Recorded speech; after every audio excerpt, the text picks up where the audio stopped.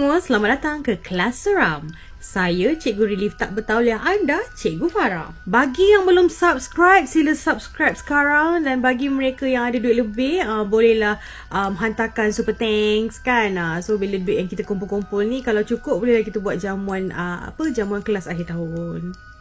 Untuk kelas hari ni, kita masih lagi di Eropah. Takkan kita pergi Eropah belajar pasal werewolf je kan. Kita kena stay lagi ke Eropah. Kita belajar hari ni tentang Loch Ness Monster. Cikgu, masa zaman cikgu sekolah dulu, cikgu belajar British English. Jadi cikgu sebut monster. Kalau yang budak-budak sekarang ni, diorang ni pandai American English. Jadi diorang panggil Loch Ness Monster. Monster ke monster ke, sama dua-dua. Raksasa. Raksasa bukan rasaksa. Raksasa. Dewan Bahasa dan Pustaka, ejaan sebenar-benar untuk raksasa ialah R-A-K-S-A-S-A, bukan R-A-K-S-A-K-S-A. Tapi slang kita je, tengok raksasa tu. Tapi sebenarnya spelling dia adalah raksasa. So hari ni kita akan belajar tentang raksasa Loch Ness. Loch Ness Monster ni, atau juga dikenali sebagai Nessie, sejak tahun 1940-an. Dia panggil Nessie. Dia adalah sejenis makhluk mitos yang dipercayai oleh masyarakat di Scotland. Scotland tu kat mana? Scotland tu di Great Britain lah, Scotland, okay? Dia adalah sebuah negara yang dia punya pakaian tradisional tu yang ada kilt skirt tu. Sean Connery, tu semua Scottish. Yang ada bagpipe, kalau kita tengok perarakan ada bagpipe tu semua, itu memang pakaian tradisi masyarakat Scotland, Scottish.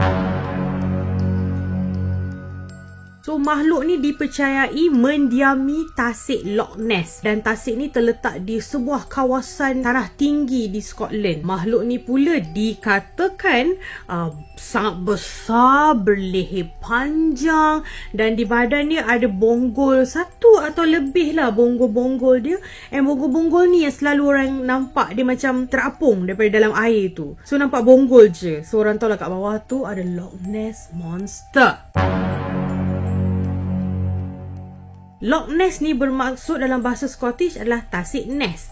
Loch bermaksud tasik, Ness adalah nama kawasan itu. So Loch Ness adalah tasik Ness. Cuma kita ni rata-rata masyarakat luar yang tak faham bahasa Scottish ni, sebab tu kita sebut tasik Loch Ness. Sedangkan Loch tu dah bermaksud tasik dah, but it's okay, tak apa. So bila dah nama dia Loch Ness, sebab tu lah masa tahun 1940-an diorang start panggil monster tu Nessie. Sempena nama tasik tu Ness. Sebelum tahun 1940-an, makhluk tu tidak bernama. Diorang asyik panggil Loch Ness Monster, Loch Ness Monster. So, masa 1940-an baru start panggil Nessie. Macam diorang panggil pet lah. Macam kita, kalau pet kita panggil si tompok, oyen lah, macam tu lah. So, diorang panggil Nessie. Yang membuatkan tasik ni sangat misteri, dan orang rata-rata masyarakat percaya yang ada sesuatu yang mistik duduk dalam tu. Sebab tasik ni, dasar dia dipenuhi dengan pasir-pasir yang berwarna gelap, berwarna hitam lah, macam tu. Pasir ke, dia punya tanah ke apa ke, tapi dasar tu warna hitam tu. Sebab tu tasik tu nampak gelap.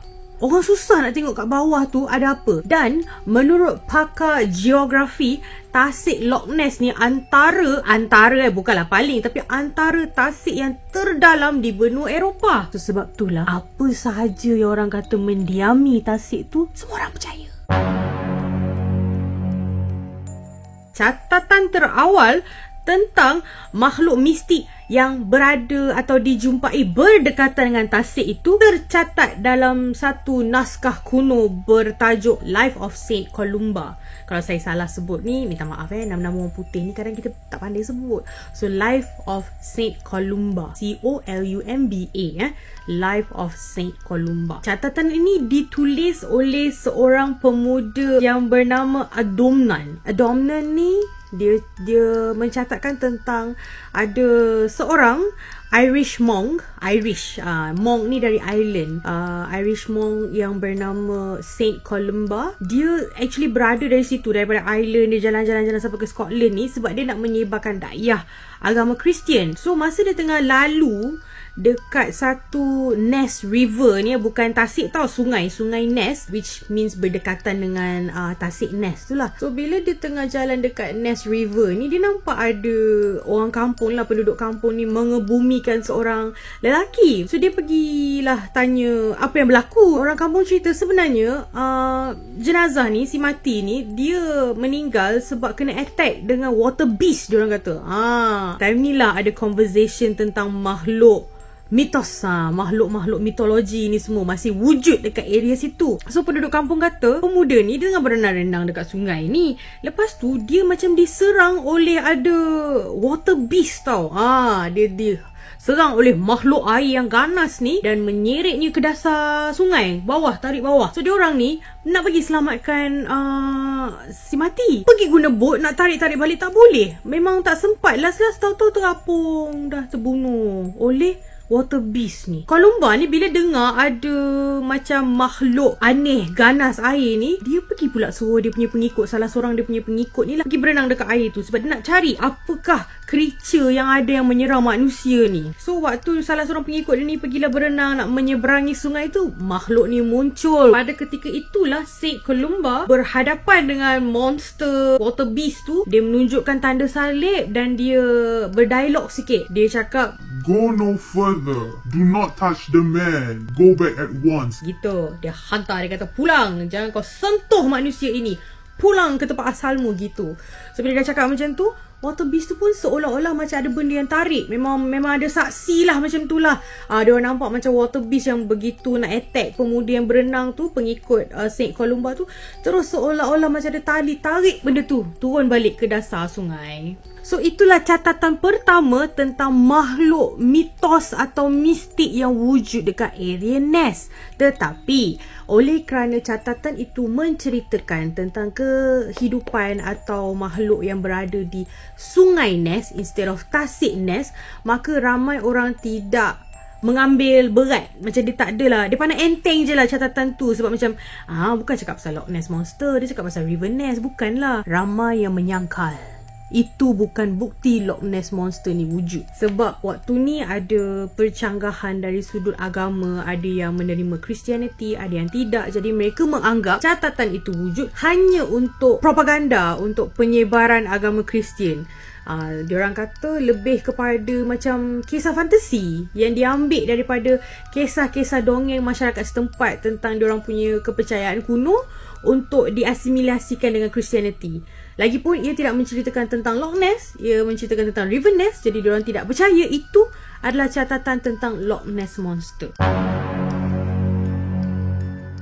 So masyarakat Scotland meneruskan kehidupan macam biasa until 1934. Buat pertama kalinya gambar Loch Ness Monster di-publish oleh The Daily Mail. Dah keluar surat khabar dah. Masa gambar tu diterbitkan dalam akhbar, ia bertarikh 21 April 1934. Gambar ini dikatakan diambil oleh Dr. Robert Kenneth Wilson, seorang pakar sakit puan, dan ada juga yang mengatakan bahawa dia adalah seorang pakar bedah. So gambar ni doktor ni ambil, I tak sure macam mana, tetapi ia jatuh kepada tangan pihak akhbar The Daily Mail dan Daily Mail publish gambar tu for the first time kat surat khabar. Tetapi Wilson, dia tak nak nama dia dikaitkan dengan penemuan Loch Ness tu. Dia tak nak cakap itu gambar yang dia ambil. So masa Daily Mail publish gambar tu, letak kat surat khabar, diorang tulis The Surgeon's Photograph. So kali ni semua orang dah ada idea dah macam mana rupa Loch Ness Monster tu. Betul lah diorang cakap leher dia panjang, badan dia besar, ada bonggol-bonggol. Betul, dalam gambar tu memang nampak ada bonggol, lepas tu ada leher panjang tu keluar. Yang lain selebihnya tak nampak. So memang pada dasarnya memang besar lah benda tu. Bertahun-tahun daripada 1934 banyak gila orang buat kajian tentang Loch Ness Monster ni. Diorang pakai gambar Surgeon's Photograph yang diterbitkan di akhbar Daily Mail tu. Bertahun-tahun memang itu itulah satu-satunya gambar yang menjadi rujukan tentang kewujudan Loch Ness Monster. Orang buat kajian, pergi ambil air tu, pergi tengok kadar pH lah, kadar apa benda yang kat dalam ni, kuman-kuman jenis apa. Hantar pasukan pergi menyelam, cari mana raksasa ni kan. Tak jumpa-jumpa. Tetapi mereka tak pernah putus asa sebab bukti gambar ada. Tahun berganti tahun, masih tiada orang lain yang boleh keluarkan bukti baru penemuan Loch Ness Monster ni. Begitu misterius ni. Semua orang tahu wujud, satu Scotland tahu ada raksasa kat situ, tetapi hanya ada satu gambar ni je yang dapat capture. Pak! Tahun 1999 ada buku diterbitkan pula. Buku itu bertajuk Nessie, The Surgeon's Photograph Exposed. Maksudnya dalam buku tu dia menceritakan layer by layer macam mana gambar itu adalah sebenarnya palsu. Walaupun pada tahun 1999 dah ada pihak yang dah terbitkan buku bahawa gambar The Surgeon's Photograph tu palsu, tetapi setiap tahun mesti ada laporan orang cakap nampak. Memang ada orang ternampak tapi tak sempat capture lah. Tak ada kamera bersama lah. So setiap tahun ada saja orang yang tampil mengaku melihat Loch Ness Monster. Sampai sekarang tahun 2022, para saintis masih tidak dapat membuktikan kewujudan Loch Ness Monster. Sebelum kita nak gelak-gelakkan orang kan, kita nak gelak-gelakkan masalah percaya pula ada monster kat dalam dia punya tasik tu. Nanti dulu. Kita sendiri masyarakat Melayu pun tak lari daripada kepercayaan mitos macam ni. Kita ada kisah legenda naga tasik Chini. Tak pernah lagi orang ambil gambar naga tu. Tak pernah lagi ada saintis yang membuktikan ada naga duduk dalam tasik Chini tu. Tetapi saban hari kita masih terima laporan tentang manusia yang claim dia ada nampak kelibat naga dalam tasik. Secara saintifik memang kita tak dapat buktikan naga tasik Chini tu wujud. Tetapi kisah itu memang tersemat di dalam kita punya memory kebanyakan masyarakat Malaysia lah. So macam mana naga tasik Chini tu kita percaya? Macam tu jugalah masyarakat Scotland percaya dekat situ ada Loch Ness Monster. Okey, itu saja kelas untuk hari ini. Bagi kamu, Loch Ness Monster tu wujud atau hanya kisah mitos? Nyatakan jawapan kalian di bawah dekat komen, nanti cikgu simak.